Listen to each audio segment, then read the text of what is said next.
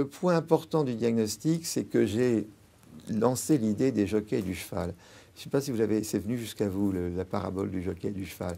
Alors ça, c'est vraiment moi qui l'ai lancé. Hein. Ça, c'est venu par un exposé que j'ai fait devant les Bretons, au Bonnet Rouge. J'étais à Saint-Malo, ils étaient 800 dans la salle. Et donc, je voulais expliquer, c'est pour tuer le keynésianisme, parce que tout le problème, c'est le keynésianisme. Hein. Alors, je vais vous montrer les graphiques, on va pouvoir les voir quand même. Si vous voulez, moi, mon grand raisonnement, c'est que j'ai fait faire, ça a coûté assez cher, j'ai fait faire l'endettement de l'État depuis la fin de la guerre. Et vous voyez qu'en fait, c'est la mort de Pompidou qui est le début de monter la dette. C'est pas Mitterrand qui a fait monter, c'est Giscard qui est le premier à avoir endetté le pays. Hein. Et alors donc c'est un éclairage très intéressant parce que ça veut dire que le problème n'est ni gauche ni droite. Si vous regardez, la gauche l'a fait autant monter que la droite. Donc c'est un système qui est pas politique. C'est en fait le colbertisme qui est à la fois de gauche et de droite. Hein. Et puis après, le problème que vous avez, c'est comme vous avez 50% du temps de la droite, ça vous fait monter les dépenses publiques parce qu'ils sont colbertistes. Et la gauche est aussi colbertiste, mais en plus elle est socialiste. Et elle crée en plus du, entre guillemets, justice fiscale, qui consiste en fait à subventionner les uns en spoilant les autres. Et donc vous rajoutez à une moyenne qui est trop élevée, vous ajoutez déjà une distorsion de la fiscalité, ce qui fait que les taux marginaux sont catastrophiques. Alors, dans le livre, la partie la plus coûteuse, j'ai fait faire par Pricewaterhouse un truc, ça coûtait en gros 500 000 euros. Alors ça, il faut que vous la regardiez, c'est peut-être celle qui vous amuse le plus. Alors, vous connaissez sûrement le Misery Tax Index de Forbes. Vous connaissez pas le Misery Tax Index de Forbes? Oui, Forbes, la grosse revue américaine. Hein. Bon, ils font tout le temps un Misery Tax Index. Je ne sais pas si vous le suivez. Bon, alors en gros, ce qu'ils font, c'est qu'ils ajoutent tous les taux marginaux. Hein. Alors, le taux marginal, on n'en parle pas, mais c'est le plus important pour la décision. C'est-à-dire qu'un des investisseurs ne regarde que les taux marginaux. Hein, donc, la seule truc qui compte, c'est le taux marginal. Et donc, en fait, ils ont comparé tous les pays en ajoutant tous les taux marginaux des charges sociales et de tous les taux marginaux des impôts. Hein, donc, l'IS à la marge, les IS, les IR, le dividende et tout le tremblement. Et vous voyez que la France, déjà, avant Fillon, était numéro 1 mondial devant la Chine. Vous voyez? Bon, alors moi, je vais vous faire le truc beaucoup plus sérieusement. Ça coûtait très, très cher, mais Price l'a fait. Vous voyez Pricewaterhouse? Bon, ils sont extraordinaires. Et donc, ils m'ont mis le meilleur. Alors, je connais bien les patrons français, et notamment les patrons européens que je connais très, très bien. Ils ont mis le plus grand spécialiste mondial de tout Price, qui est en Angleterre. Ils ont mis 2 jeunes. Et donc, ils ont pris 20 pays. Et ils ont calculé tous les taux marginaux en 2007 et en 2014. Comme ça, on a les hausses, à la fois Fillon et gauche. Et vous prenez les taux marginaux, en ajoutant tout. Et là, le résultat, c'est un cataclysme absolu, parce que pratiquement la France est du 100% d'impôt, quand vous regardez sur une base mondiale. Alors, donc, il faut prendre le livre, c'est très, très... Alors, bon, tous les gens regardent ça, bon, ils ne savent pas qu'il y a 500 000 euros derrière. Donc, pour ça, comme j'ai des spécialistes... Alors, si vous voulez, il est très, très intéressant, le tableau, parce que c'est complètement nouveau, parce qu'on parle des taux marginaux. Et si vous voulez, il faut savoir que des pays comme l'Allemagne, par exemple, quand vous ajoutez tous les taux marginaux, on est plutôt dans les 95. C'est-à-dire que nous, il est double. C'est pas 25, 30, c'est double. Vous voyez, quand vous êtes avec des pays qui ont les plus forts taux de croissance, comme Singapour, Nouvelle-Zélande, ils sont plutôt à des taux marginaux de l'ordre de 30-40.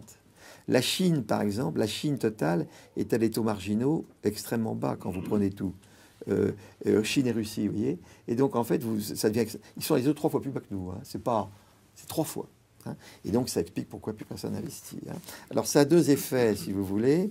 Le premier, c'est que j'ai montré que les marges moyennes des entreprises sont actuellement gagnées parce que en France, c'est le pays au monde dans lequel l'entreprise a la plus grande partie d'impôts. Vous voyez, quand vous prenez l'ensemble des recettes fiscales, vous regardez, est-ce que c'est les ménages ou est-ce que c'est l'entreprise? Vous voyez? Bon, la France est très très loin celui dans lequel c'est l'entreprise qui paye le plus.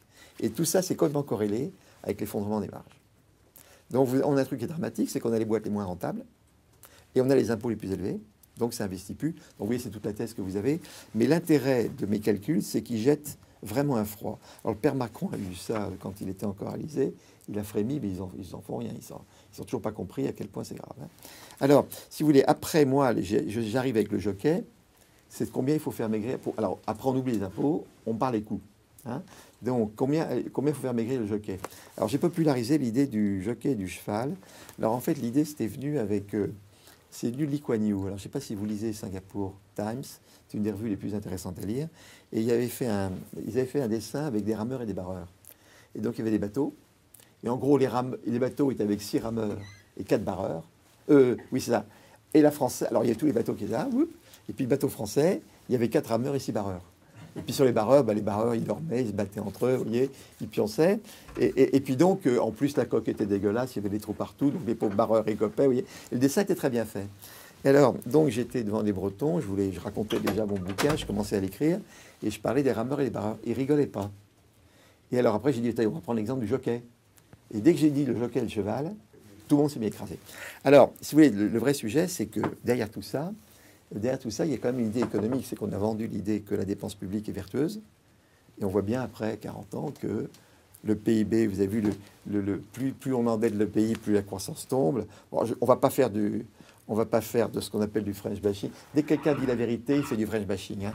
Mais vous avez bien vu que les taux de croissance, ils descendent. Donc, vous connaissez tout ça très bien. Vous savez que le PIB marchand est négatif depuis 2007. Je ne sais pas si vous avez vu le coup. Si vous enlevez la croissance de la sphère publique, le PIB marchand décroît depuis 2007. Je ne sais pas si vous avez vu. Regardez le truc de près. Là, actuellement, on est à 58, hein, je pense. Parce que le PIB, il a monté de 0,3, mais la sphère publique de 0,8.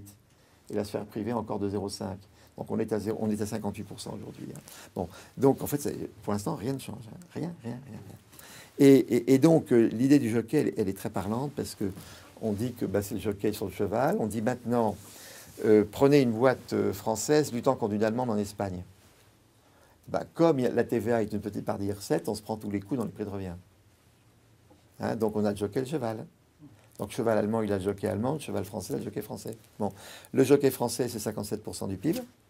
Donc, 57 sur 43, c'est 1,32. Le jockey allemand, c'est 45. C'était 45 il y a 2 ans. C'est plutôt 43 aujourd'hui, mais prenons 45. 45 sur 55, ça fait 80. 1,32 sur 80, 60. Et vous retrouvez exactement l'écart du nombre de fonctionnaires par tête. Donc, on a le gros problème qu'on a, c'est pas le cheval qui est mauvais, c'est le jockey qui est mauvais. En plus, alors le terrain est dégueulasse avec des cailloux, des ronces. Vous voyez, le truc, on n'arrête pas de rigoler. Après, le jockey, il est grassouillet, puis il pique l'avoine du cheval, vous voyez. Donc le cheval est affané parce que le jockey pique tout, vous voyez. Il pique des sucreries, l'autre, il même fait son truc, il court sur un terrain qui ne va pas. Bon, le jockey français, le cheval français aimerait bien voir le jockey allemand, mais c'est pas possible de l'avoir. Le jockey allemand veut surtout, le cheval allemand veut surtout pas du jockey français. On fait rire tout le monde avec ça. Alors ça, c'est une idée qui est plus sérieuse, c'est que, en fait, le monde a changé. Alors ça, c'est pas de la théorie économique, c'est mon bon sens. Hein. Moi, je suis pas économiste. Mais c'est ce que j'ai vécu. Et que maintenant, si vous voulez, la sphère publique, elle est rentrée dans la concurrence mondiale. Alors tout ce qu'on nous explique en France, c'est écoutez, je vous protège. Hein, je suis coûteux, mais je vous protège. Pas du tout. C'est le gars qui vous protège, il vous tue. Vous voyez, l'enfer est pavé de mauvaises intentions, ou de bonnes intentions. Et donc voilà un petit peu les idées que je développe.